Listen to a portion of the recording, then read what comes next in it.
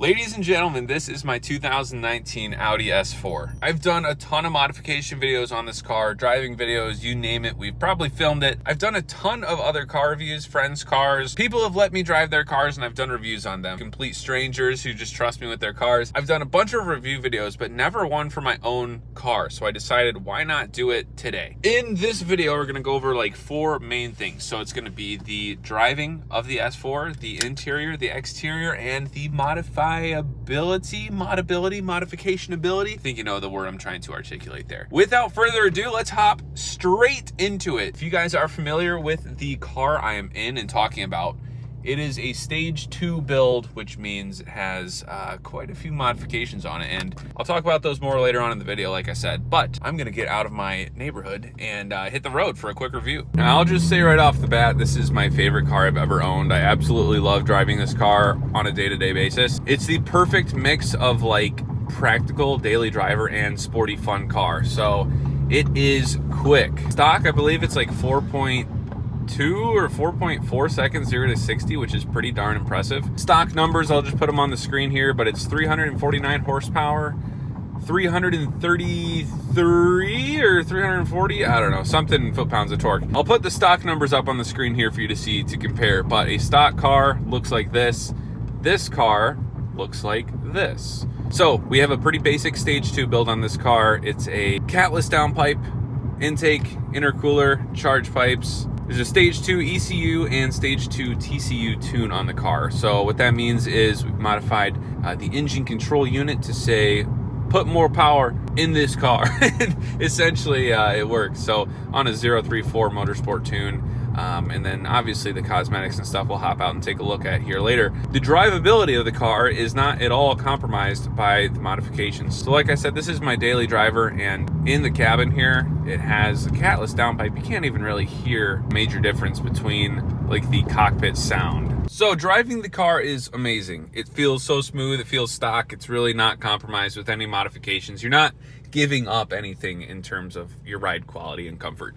The interior itself is, again, so good. So my absolute favorite thing about this car is just the upgrade from the last generation. So we have an updated steering wheel, updated shifter, buttons. We have a CarPlay compatible screen here, digital dashboard, and all sorts of goodies on the interior of this spec, which is the carbon fiber all the way around, all this interior trim, and then the flat bottom steering wheel. So this is not a cold weather package car. I was specifically looking for something with this interior combo, which ended up great for me. If you get the cold weather package, the steering wheel's round. I didn't want that, and I didn't want to have to buy an aftermarket steering wheel. So this is the perfect kind of setup that I wanted. Again, with the carbon interior dash trim, it just looks so perfect. Other notable things about this interior, the back seats. I don't think anyone's ever really sat in my back seat, I'll be honest, over almost 3 years of ownership, but these rear seats fold down. I fit my skis in here before. I fit ski boots. I fit a bunch of stuff in the trunk moving. When I bought my house, I had to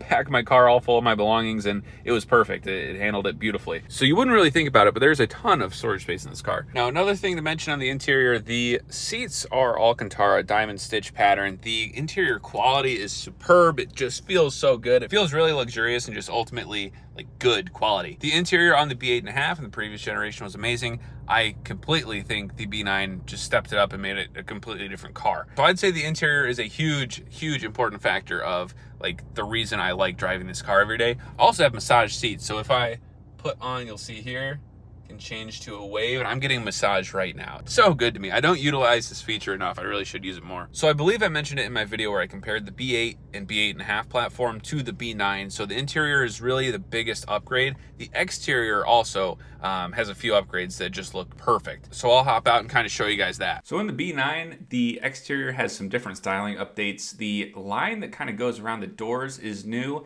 and then the hood also is different on the fender, like that gap there. It's different from the B8, B8.5. There's also some different lines on the hood. It's a little more aggressive. The headlights, in my honest opinion, are a little more aggressive just with the styling, the front grille, and kind of lower grille section areas. Rear taillights are something they also updated. It just looks so good. And the exterior of this car, honestly, to me is like a 9.5 out of 10. You can put, obviously, some aftermarket upgrades like I did with the diffuser and rear lip spoiler. I think it just adds an extra kind of level of aggressiveness. Some people go crazy with the exterior modifications like a giant wing. I just opted for the low kick spoiler. I think it's a little more kind of classy looking, and it's not too over the top, but it still looks really, really good on the outside. Obviously, the wheel setup is changed from stock. These are Rohana RFX 11s. I get a lot of compliments on these wheels. I did not wash the car before this. It looks pretty dirty, but kind of just wanted to do that on purpose, keep things kind of raw for the video itself. I did some research before I upgraded. These are 19 by 9.5 plus 30 offset all the way around. So I get a lot of compliments, like I said, on the wheels. I think they look awesome on the car. Now, another feature of the Tune is switching the drive modes here with the kind of star or asterisk button. So you can switch between your dynamic, your individual, your comfort, and your auto. So the individual is what I drive in like 99% of the time. So I have the valves open on that mode. I can actually show you guys what I have that set to. Drive select, I think, yeah. So the engine and trans in comfort, steering in dynamic, and engine sound is in dynamic. So it shifts at the lower RPMs like it would in comfort mode. The engine sound is really just the valves opening up in the muffler. So that creates your burbles and letting off at low RPMs, and the burbles just like a quick bop, bop. It's not like like in dynamic mode. I don't know how to describe that better. Maybe I'll show you. But you can edit all the options for your individual. Like I said, that's the mode I'm in the most. So I did just switch it to dynamic. So I'll show you guys a quick drive of what that looks like and letting off the accelerator in dynamic mode.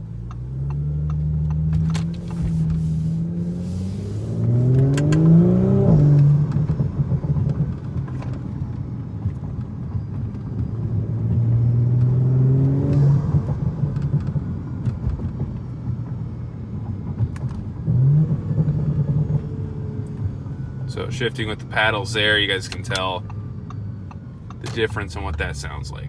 So with the upgraded intake, you could hear kind of that whoosh blow off. And the burbles there, of course, in the dynamic mode. They're a little more aggressive.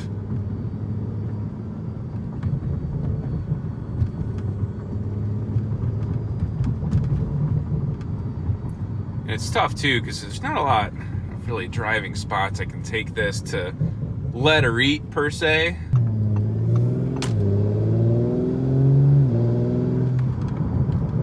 And that's maybe just a quarter throttle there, just getting up to speed limit, but it is so fun to drive this car.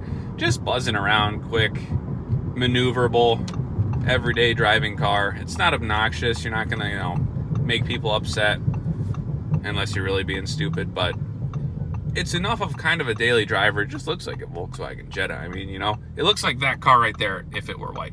Blends in, it's a daily driver. It's kind of one of those if you know, you know cars, especially because I don't actually have the S4 badge on my front grille. So I took that off when I installed the RS style grille, which a lot of people do on their base like A4. So it is kind of an extra sleeper, even though it is technically more powerful than an RS5. So it's a really fun car, but like I said, just driving every day, it's a very easy car to drive. It's just like driving an A4. So about this car, 0 to 60, we did test it on a draggy and got 3.48 seconds. So that was pretty darn impressive. Never actually tested the quarter-mile time, but I know there's a bunch of videos out there of people who have. So if you're interested in that or the numbers, probably just a quick Google search away for a stage 2 build. I've decided I want to use my gift cards that I have for Starbucks. So we're gonna go ahead and maneuver around this giant crater of a pothole. Actually, I think going right over it's gonna be the move. Split the wheels and kind of finish up the rest of this review on the outside and my final thoughts here.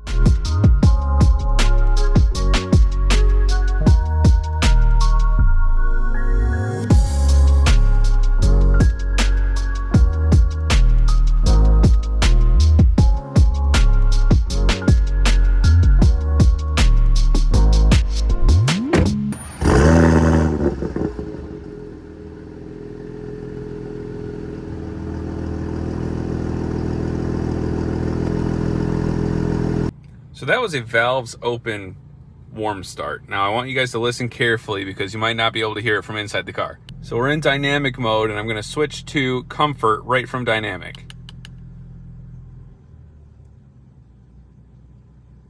I don't know if you can hear, but the valves close. and you can tell. Pretty neat feature. I'm gonna turn that back on because it's kind of sneaky hot today. I also just went and got that Starbucks because I had gift cards, and the lady said her cousin told her never to trust a Kevin. I said, I'm pretty trustworthy. And she said her cousin is named Kevin who told her that. It threw me off. I was like, I don't know then. I guess believe what you want to believe, right? They did write "You Rock" on my Starbucks cup though. That's pretty cool. These cars have depreciated to a perfect amount where they're becoming affordable and are one of the absolute best bang for your buck cars you can get on the used market. Now, I got the car when it was 3 years old in 2022. I've owned the car for almost 3 years. I can say after putting